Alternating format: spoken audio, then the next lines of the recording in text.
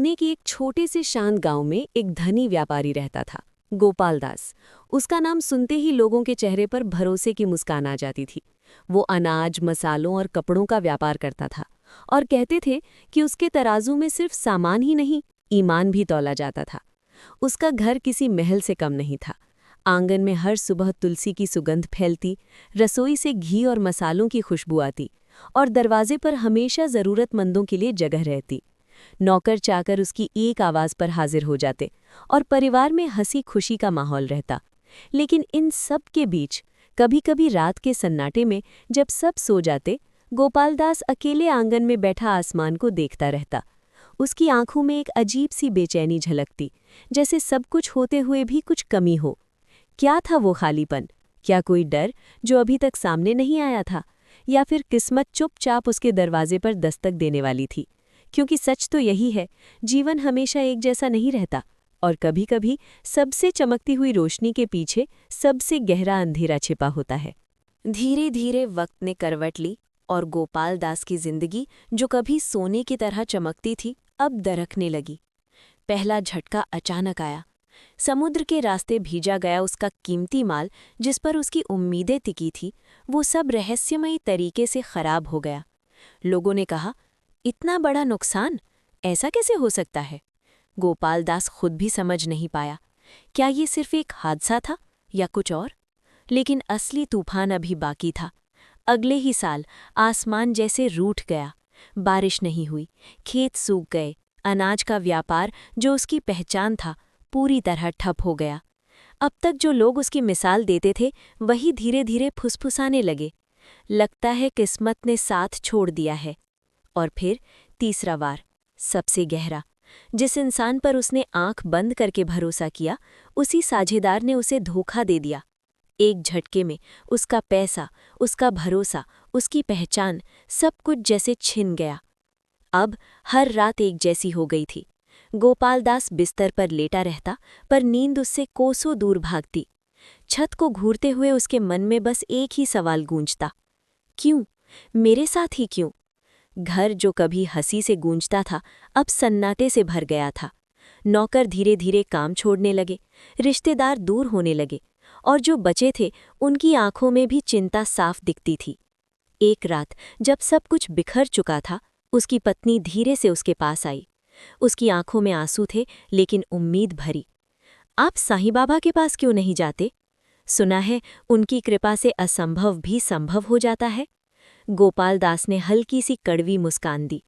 अगर जाने से सब ठीक होता तो दुनिया में कोई दुखी ही नहीं होता। लेकिन उस रात कुछ अलग था।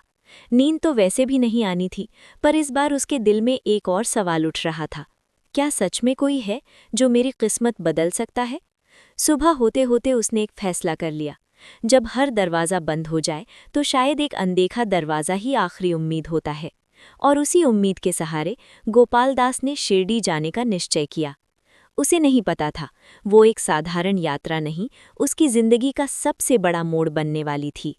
कई दिनों की लंबी, थकाऊ और उम्मीदों से भरी यात्रा के बाद गोपाल दास आखिरकार शिरडी पहुंच गया। लेकिन वो वही इंसान नहीं था जो अपने गांव से निकला था। अब उसके कदम भारी थे, कंधे झुके हुए थे और आंखों में नींद नहीं, सिर्फ सवाल थे। जैसे ही उसने शिरडी की धूल भरी गलियों में कदम रखा, उसे लगा जैसे हर रास्ता उसे किसी अनदेखी शक्ति की ओर खींच रहा हो। और फिर वो क्षण आया। सामने एक साधारण सा फकीर बैठा था, फटी हुई कफनी, सिर पर कपड़ा, लेकिन चेहरे पर ऐसी शांति जैसे दुनिया की हर चिंता वहां आकर खत्म हो जाती हो। और सबसे अजीब बात, उनकी आंखें गोपाल दास को ऐसे देख रही थीं जैसे वो उसके दिल के अंदर छिपा हर दर्द पढ़ सकती हूँ। जैसे ही गोपाल दास पास पहुंचा, कुछ कहने से पहले ही फकीर ने शांत लेकिन गहरी आवाज में कहा, अरे सेठ, बहुत चिंता में हो, सब ठीक होगा। ये शब्द सुनते ही गोपाल दास का शरीर कांप गया। उसका दिल जोर जोर से धड़कने लगा। ये इंसान मेरे बारे में कैसे जानता है? मैंने तो अभी कुछ कहा भी नहीं। उसकी आंखें भर आईं और एक पल में उसका पूरा आत्मसंयम टूट गया। वो अपने आप को रोक नहीं पाया, सीधे उनके चरणों में गिर पड़ा। उसकी आवाज़ कांप रही थी, जैसे कोई टूटी हुई प्रार्थना। बाबा, मेरा सब कुछ खत्म हो गया है। मेरा व्यापार, मेरी इज्जत, मेरा भरोसा सब चला गया। अब मेरे पास कुछ नहीं बचा। और फिर वो फूट फूट कर रो पड़ा। ऐसा रोना जिसमें सिर्फ आंसू नहीं थे, बल्कि टूटे हुए सपनों का पूरा बोझ था। उस पल वहां सन्नाटा था, लेकिन उस सन्नाटे में भी एक अजीब सी शांति थी, जैसे अब कहानी खत्म नहीं, बल्कि असली शुरुआत होने वाली थी। बाबा कुछ देर चुप रहे।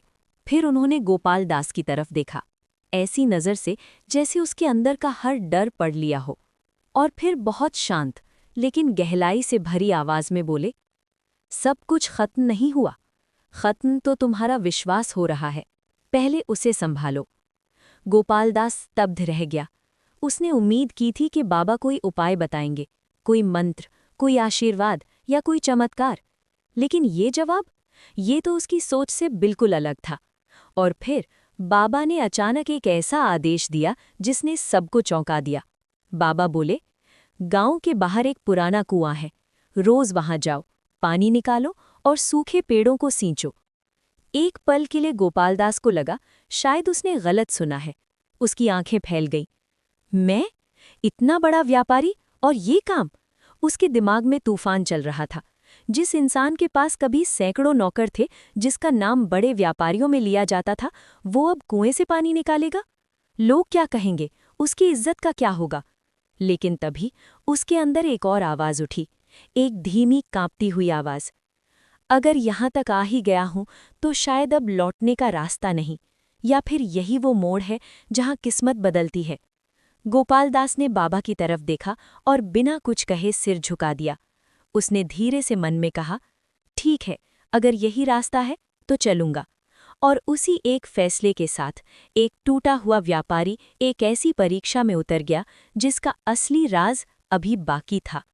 धीरे धीरे जैसे सूखी धरती पर पहली बारिश की बूंदें गिरती हैं, वैसे ही गोपालदास के जीवन में छोटे छोटे ऑर्डर आने लगे। हर ऑर्डर उसके लिए सिर्फ काम नहीं था, वो उसके टूटे हुए आत्मविश्वास को जोड़ने का एक मौका था। वो दिन रात मेहनत करता, हर काम को दिल से करता, जैसे अपनी किस्मत को फिर से लिख रहा हो। अब उसमें पहले जैसा दिखावा नहीं था, बस एक सच्ची लगन और ईमानदारी थी। कुछ ही महीनों में चमत्कार होने लगा।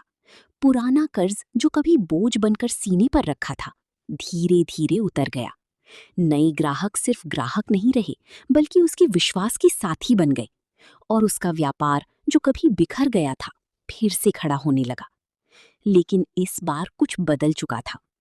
उसकी सफलता में अब शोर नहीं था, उसकी आंखों में अब घमंड नहीं था, बस एक गहरी शांति थी। और वो एहसास कि गिरकर उठने वाला इंसान ही असली जीत की कीमत समझता है। एक दिन अचानक बारिश हुई। वही पेड़ जिन्हें वो रोज पानी देता था, हरे भरे हो गए। गांव वालों ने देखा, जहां गोपालदास पानी देता था, वही पेड़ सबसे अच्छे हैं। उसी दिन एक बड़ा व्यापारी गांव में आया और बोला, मुझे अच्छे अनाज और भरोसेमंद आदमी चाहिए। गांव वालों ने एक साथ नाम लिया, गोपालदास। कुछ समय बाद एक ऐसी खबर आई जिसने सब कुछ बदल दिया।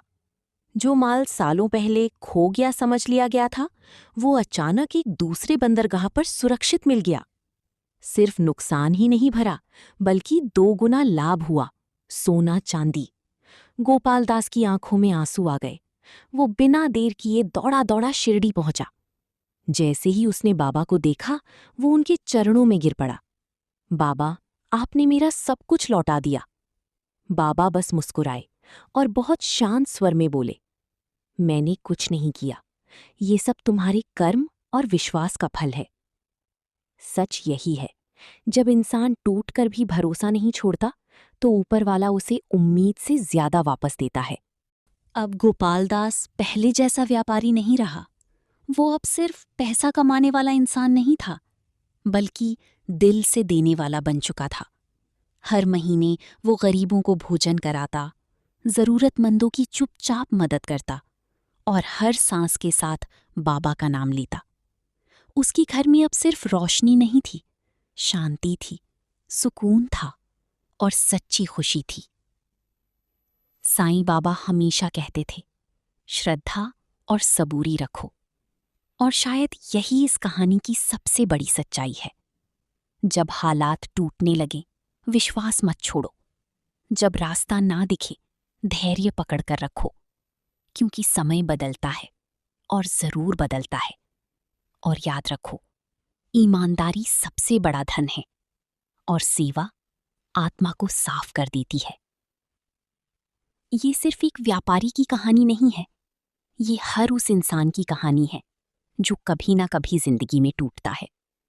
जब हम हार मानने की कगार पर होते हैं, जब सब कुछ खत्म सा लगता है, तभी कहीं ना कहीं से कोई बाबा हमारे जीवन में आता है, हमें संभालता है और धीरे से सही रास्ता दिखा देता है। बस एक बात याद रखना, अंधेरा चाहे कितना भी गहरा हो, एक छोटी सी आस्था की लौ पूरी जिंदगी बदल सकती है।